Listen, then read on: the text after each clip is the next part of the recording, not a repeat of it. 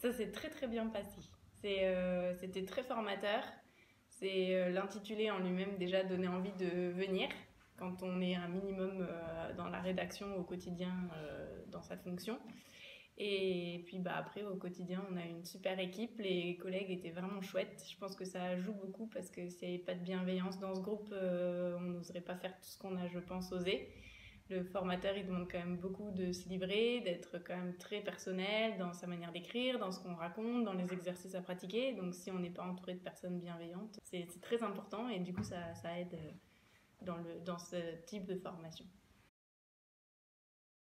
C'est assez bizarre parce que j'ai manque cruellement confiance en moi et j'ai tendance un peu à écrire comme ça de temps en temps. Des fois, j'ai commencé un petit carnet d'écriture pour mon fils où je raconte des petits souvenirs. Et au travail, c'est très carré carré. Je suis un peu dans un style formé, formaté parce que voilà, on n'ose pas trop se lâcher.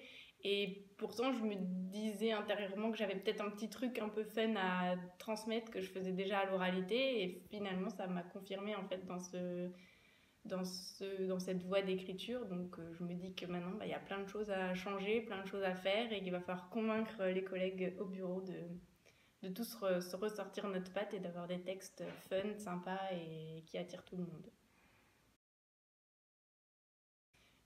Bah, un petit truc sur les photos pour savoir justement comment on accompagne ces fameux textes fun avec des bonnes photos fun aussi.